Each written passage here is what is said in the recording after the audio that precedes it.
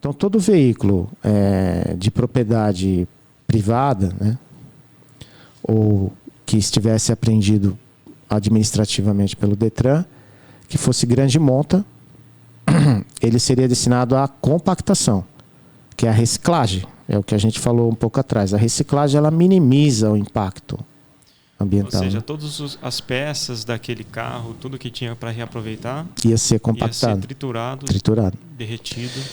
E isso até do cidadão comum, né? Se você colidisse seu veículo na rua e o policial que fez o boletim de ocorrência, ele fizesse uma instrução que o seu carro foi grande monta, você ia ter que destinar seu carro para uma empresa de reciclagem compactadora. Aí o seu carro ia ser triturado.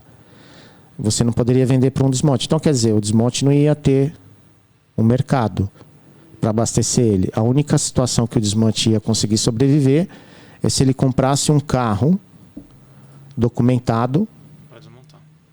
Ele baixasse o documento para desmontar. Então, isso ia inviabilizar. Sim. E eu, como eu tive esses problemas, eu fiquei super preocupado. Eu falei, nossa, isso aí vai acabar com a minha atividade de novo. E eu gostava muito e isso vinha me trazendo um retorno financeiro bacana. Eu queria continuar trabalhando com desmonte, né? E nessa época ainda a gente frequentava os pátios, né? Fazia visita, né? Para arrematar os veículos em leilões. Então a gente tinha contato com centenas de outros donos de desmanche. Então eu tenho amigos espalhados aí pelo Brasil todo, que a gente se conhecia nas visitas, né? E nos leilões presenciais. Então eu comecei ali a falar com alguns amigos, olha só, aqui existe um projeto, né? Mas o projeto já estava escrito nessa época? Ou não? Já. Já tinha um projeto de lei, né? Então ia ser enviado para a Assembleia Legislativa, onde ia ser apreciado pelos deputados estaduais, né? E aí o pessoal, não, isso aí vai ser mais uma lei que não funciona e tal. E eu muito preocupado e algumas outras pessoas também se atentaram e se preocuparam. Aí foi aonde a gente começou a se organizar. Um grupo, né, que a gente chamou o grupo dos 100, né? Que foram 100 amigos ali que eram proprietários de empresas. E alguns até eram de outros estados até, né? Mas aí você fala, pô, mas o cara do outro estado lá estava preocupado com o pessoal aqui de São Paulo? Tava porque ele vinha comprar carro aqui em São Paulo. E essa legislação ia ser paulista. Ia acabar o mercado dele. Então ia acabar o mercado dele também. Como hoje até o pessoal do Sul, o pessoal compra carro aqui, Santa Catarina, Paraná, Minas, Goiás, o Brasil todo praticamente eu compro aqui a grande maioria dos seus carros, ou boa parte dos carros que eles desmontam vem de São Paulo. Sim. Então o pessoal também do Paraná, os nossos amigos lá de Londrina, né, que vinha bastante pessoas de Londrina, se unia com o pessoal de Ourinhos ali, vinha uma van cheia de dono de desmanche de lá. Da região.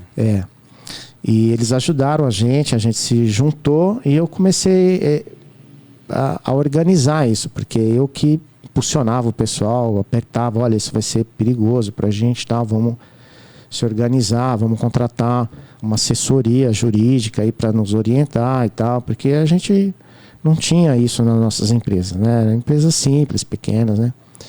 E a gente começou a se organizar ali e cada um colaborava com uma quantia para que a gente pudesse fazer um caixa. Então, assim, voluntariamente a gente começou a criar ali a associação, né? Sem saber. Sem saber, já estava sendo uma organização, né? E eu tive que tomar a frente disso aí, porque quem que ia abandonar, né, a sua empresa para ficar correndo atrás de um projeto de lei, né, que muitos achavam que não ia dar em nada, né? Então a gente começou a procurar o próprio Detran, né? E o Detran, na época, antes mesmo da legislação ser aprovada ou ser apreciada pela Assembleia Legislativa, ela já começou a direcionar os leilões dela já para compactação. Então, antes mesmo da lei? Antes mesmo da lei. Porque já era um projeto de governo, né? E o Detran estava dentro da estrutura. Dentro da estrutura do governo. Então, ainda na época, quem controlava essa parte de leilões ainda era um resíduo da polícia militar que existia dentro do Detran ainda. Que eram os pátios, né? Que a apreensão de veículo era feita pela polícia militar, então tinha alguns comandantes ali, majores e tal, que comandavam a diretoria ali de educação de trânsito e pátios de leilões. E eles começaram a direcionar os editais já de acho que final de 2013 para 2014, não, 2013. Os editais de leilão já era para compactação, então a gente não tinha como participar do leilão, porque veículos não poderiam ter aproveitamento de peça. Aí foi o que o pessoal começou a acreditar mesmo. Aí acreditou. Aí nessa época a gente já tinha um recurso financeiro, contribuição, né? Contribuição ali do pessoal que se preocupou, né? E nós contratamos um advogado para entrar com uma ação contra o Detran, porque o que ele estava fazendo então era ainda... Não tinha nem lei, estava fazendo. Não tinha base jurídica para eles fazerem aquilo, né? E a gente conseguiu fazer um acordo com o pessoal do Detran, porque se a gente embargasse os leilões também, ia ser um transtorno para o Detran. Porque os pátios cheios você não consegue fazer blitz, né? Para retirar veículos que não estão em condições de circular, porque o pátio está cheio e você não consegue colocar os carros. Você não consegue remover. Então, a gente ia causar um problema também para o Detran. Então, houve uma conversa, né, entre essas pessoas que eram da diretoria ali, da gerência de educação de trânsito, que os editais que estavam prontos teriam que ser realizados naquele formato. Mas que, até que a lei fosse estudada pela Assembleia Legislativa, eles voltariam os leilões normais. Os leilões normais nos métodos antigos, né? Oferecendo os veículos para desmonte, né? E aí, em troca disso, mas foi negociado com a associação, com você,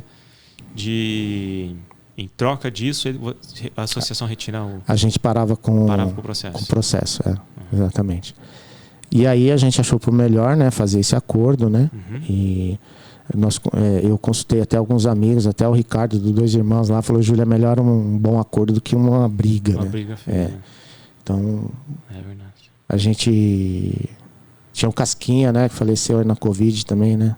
Inclusive amigo. O Ricardo já prometeu que vai vir, hein, Ricardo? Tem que estar aqui. Ricardão. E, bom, tinham vários amigos que participaram dessa reunião lá no próprio Detran para a gente acordar isso. Então, tudo bem. Aí, ainda nós não tínhamos uma associação criada, era uma coisa informal, né? E aí nós fomos procurar a Assembleia Legislativa para começar a entender como que isso seria feito, né? E lá nós encontramos um novo aliado, né? Que também faleceu, né? Que era o deputado Georgiato. E a assessoria dele, que é a Magda, uma pessoa incrível, que orientou muito a gente, porque nós não tínhamos noção de associação, de como que a gente teria que fazer isso. Ela falou, olha, essa expertise, né?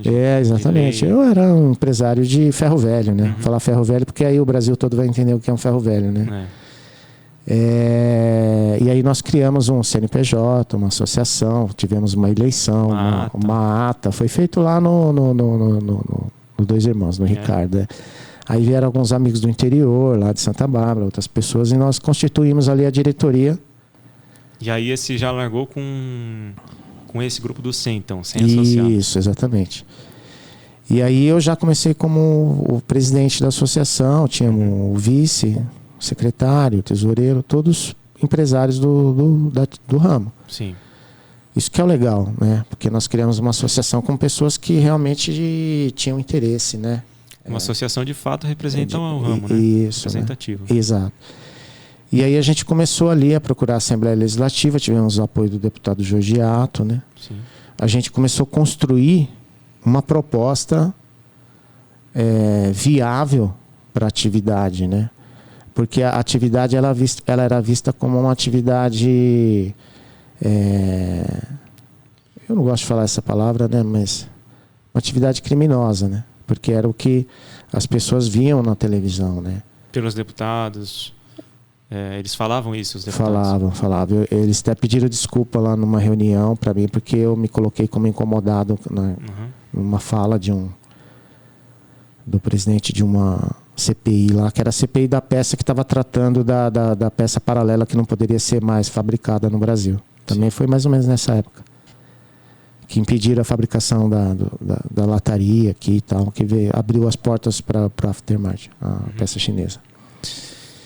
E aí essa organização nossa, a gente conseguiu aproximar da diretoria atual do Detran, e era interesse do Detran, que era uma empresa do Estado, né?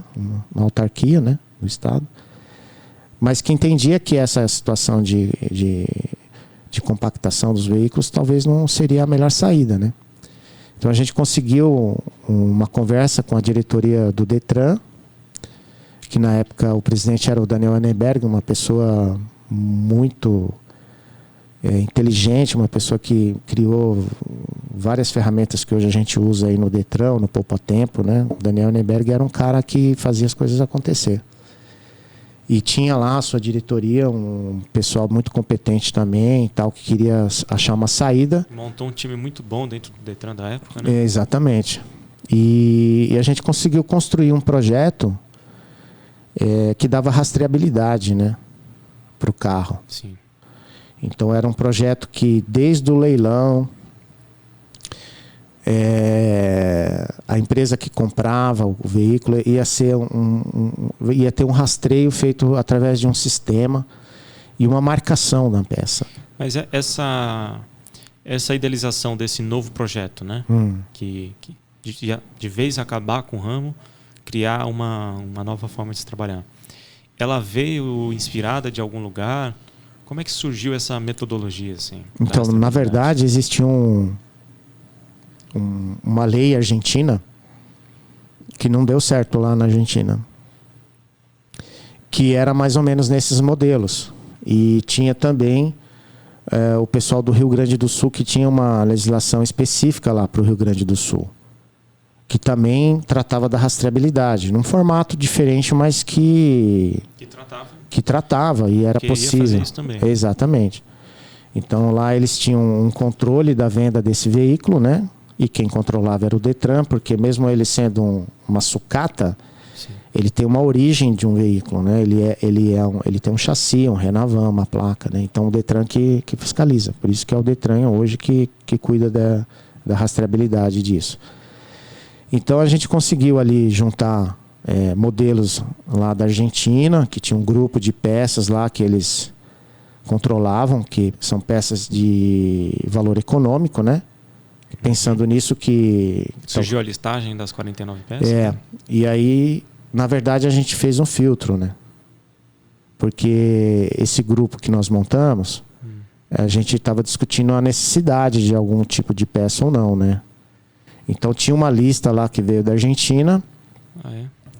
E a gente participou junto com o pessoal do Detran, dizendo o que era importante rastrear, o que não era. Coisas que tinham valor agregado e coisas que não tinham. Coisas que tinham procura no mercado de peças e coisas que não tinham. E aí tem até o Odilon lá do Nevada, né? O pessoal da Nevada Ecopeça. Não vai escapar também o Odilon, não. Ele e eu fomos lá no Detran para discutir, junto com outras pessoas lá, agentes lá do Detran, a real necessidade, né? Então, dentro do mercado que nós conhecemos, que é veículo leve, né? Que são os veículos de passeio, até uma caminhonete e tal, a gente conhecia, a gente argumentou. Como nós não entendíamos muito bem da desmontagem de motocicletas, tal, nós pedimos ajuda para o pessoal que desmontava motocicleta colaborar lá com informações do que seria rastreável ou não. E caminhões, a gente chamou também pessoas que trabalhavam com caminhão para discutir assuntos que eram relacionados à desmontagem de caminhão.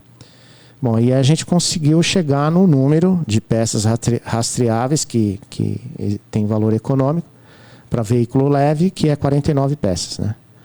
Então existe hoje uma cartela que é controlada pelo Detran, uma numeração que tem um QR Code com um link que reverte para uma página do Detran, onde ela garante a rastreabilidade daquela peça. Então, quando você compra um veículo hoje, isso é interessante o pessoal que não conhece a atividade de ferro velho, de desmonte, entender que eles têm um controle hoje, que eles conseguem entender o que é uma peça legal e ilegal e tentar separar